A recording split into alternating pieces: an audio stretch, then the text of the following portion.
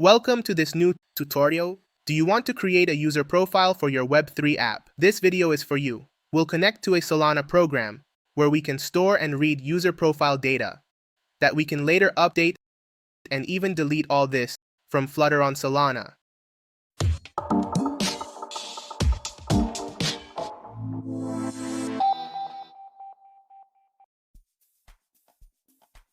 Let's clone the tutorial repository where we were creating our token list app. Let's start by creating a fetch profile file in the services folder. Here we will create a fetch profile function of type future profile that receives a Solana client. This function will be used to obtain user profile data saved in the Solana program we created in the previous tutorial. We'll be creating the profile class in a moment, where we'll be using the Borsche deserialization functions. First, let's import all these libraries as shown. Now let's read our seed phrase and get our key pair like this. Let's import the address of our profile CRUD contract we created in the previous tutorial by copying the address from solpg into this key pair from base58 function. And let's save the address into this program id public key variable. Now, to specifically query the profile data of our wallet in Flutter, we need to derive the PDA. Remember, we get this from a seed with the string qprofile and the account we're accessing the contract from. So we get our PDA through the findProgramAddress method with the qprofile seed as shown and our wallet. We also need to send the program ID in the program id public key variable we already have. With these parameters ready, we can now use the getAccountInfo method available to our client, sending the PDA we just derived and the commitment confirmed and JSON parsed encoding parameters. Remember, this method returns an AccountInfo object, which has the serialized account data in the value parameter.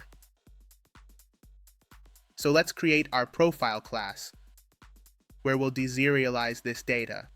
In the anchor types folder, let's create a profile parameters file. Here we'll create our profile class with the Borsche serializable tag, as we've done before.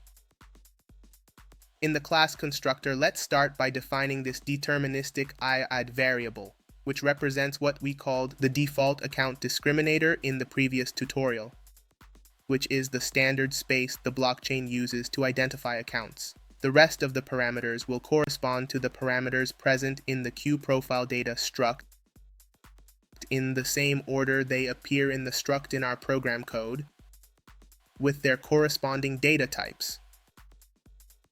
Now we can run flutterpub, run build runner build, to complete the code that will allow us to deserialize the data. We can now import our profile class, and before deserializing the data saved in the result variable, let's verify it's not null, meaning profile data was found for the derived PDA.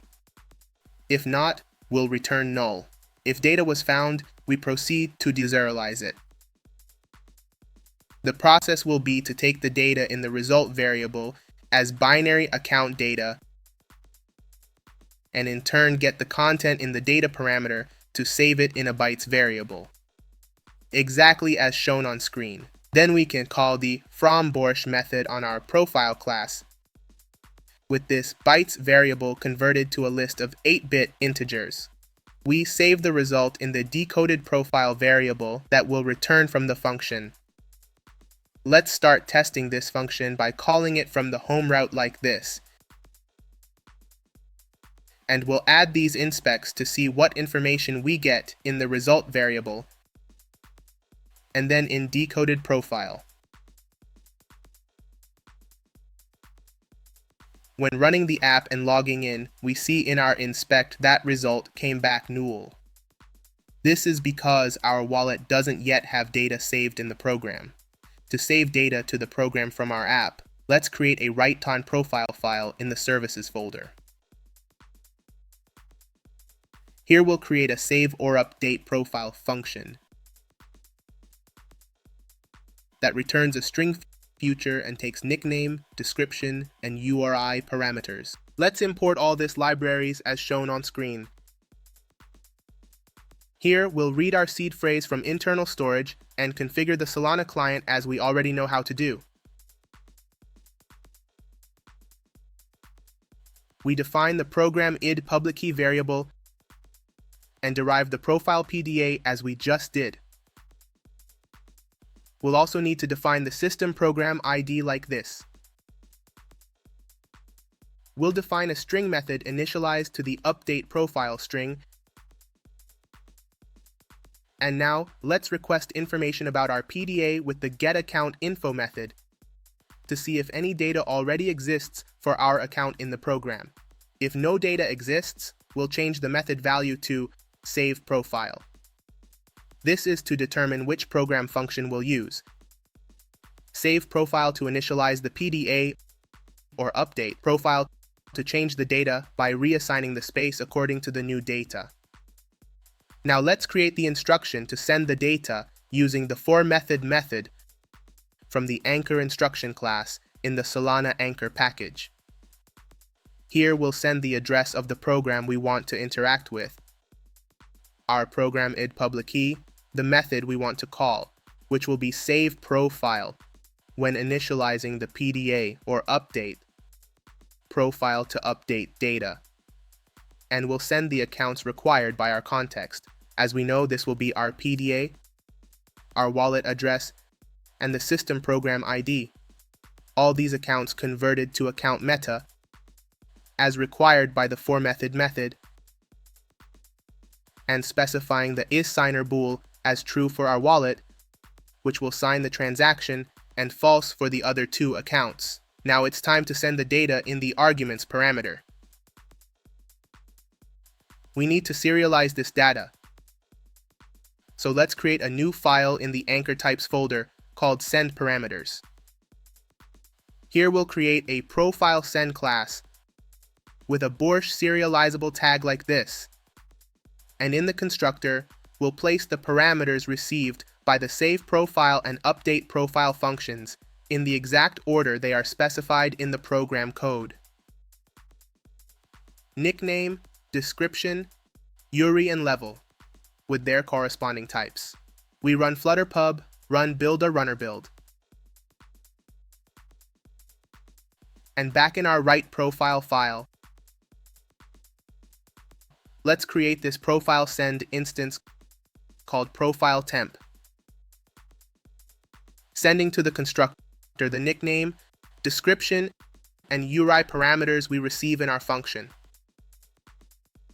And for level, let's just place this one converted to bigint so it matches the U64 type expected by our program.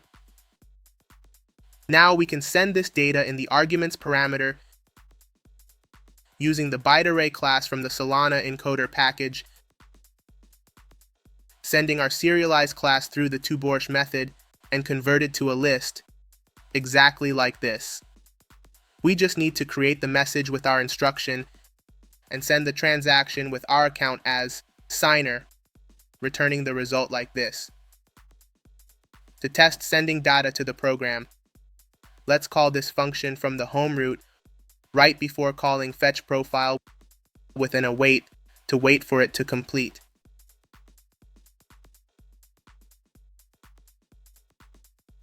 After a few moments,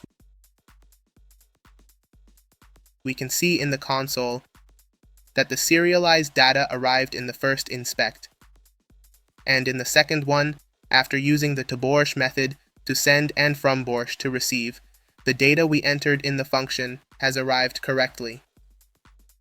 To delete the profile data, we'll create a delete profile file and copy and paste all the code from our write profile file, since the function will be very similar. We'll rename the function to delete profile, remove the parameters, since our delete function won't need any data.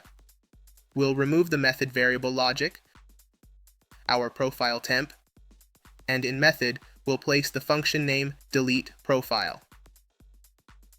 And in the arguments, we'll send this empty byte array. We can also remove requesting PDA information for now. And this way our function to delete data will be ready. For the UI through which we'll interact with the program, first let's display an avatar with our profile image in the scaffold app bar. And to get the image, we'll create this getAvatar function. This function will simply read the URI field in a profile instance that will declare. And if our profile variable is null, we'll display this default avatar image that we'll place in the assets folder and declare in our pub spec as shown. We'll create this read profile function to load any profile data that may be saved on the blockchain through our new fetch profile function. And we'll make sure to call this function once our client is available, meaning in the initialize client function. If we run our app, we can now see the image we set in the save or update profile displaying in the home route. We'll modify our app bar to display the avatar image and profile name. And if we click on the avatar, we'll navigate to a profile page route that we'll create. In the Pages folder, let's create a profile Docker page file. Here, we'll create a profile page stateful widget. We'll declare all these variables we'll be using, importing libraries where needed. In init state, we'll call this setData function. This function will basically initialize a profile instance that we need to declare in the constructor. If this profile variable is null, meaning no profile data came from the home route, then our wallet has no data saved in the program. So we'll set the default avatar to the image variable, name to unknown, level to 0, description to this text, and empty URI. If there is data in profile, we'll save that data to our corresponding variables, testing that the image URI is valid like this, and saving the name, level, and description from the data obtained in home. Now let's display this data on screen and create functions to update it. We'll create a scaffold with a button to go back to the home route. Inside, we'll display a column. First with a circular avatar using our profile image or the default avatar in the image variable. If we click on the image, we'll show a change avatar dialog to ask if the user wants to update their image. Clicking accept will call a pick image function to select an image from the phone. If the user selects an image picked and data changed bools, we'll update to true and we'll change the image variable to the selected image. Second, in our column, we'll display the username from the name variable. Clicking will show a dialog to change the name, where we'll receive the new name through a text field. If a new name is entered, clicking accept will update the name variable and data change should be true. Then we'll display the level information. And below that, the description.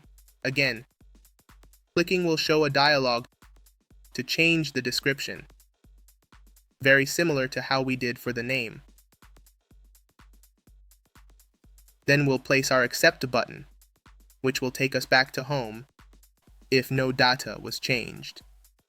And if there were changes, we'll call this showUpdate dialog function, which will show a dialog warning that data will be updated, which will incur costs. If the user presses accept, it will start the logic to send the new data to the blockchain.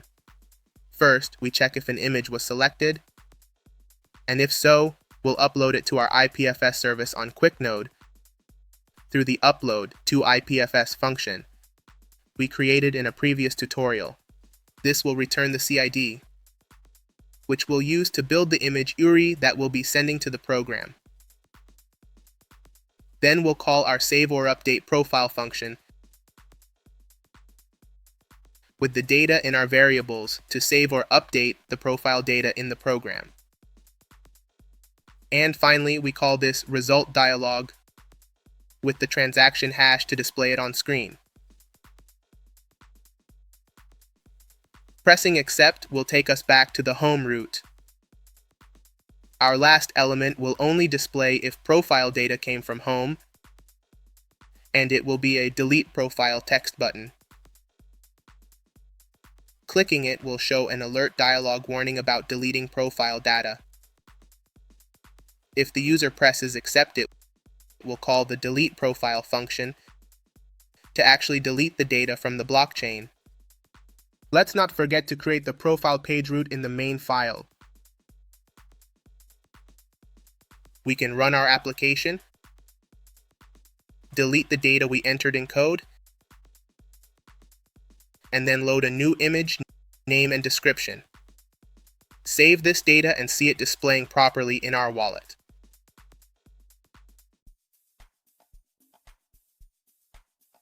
If you've made it here, you can now create your user profile on Solana's blockchain.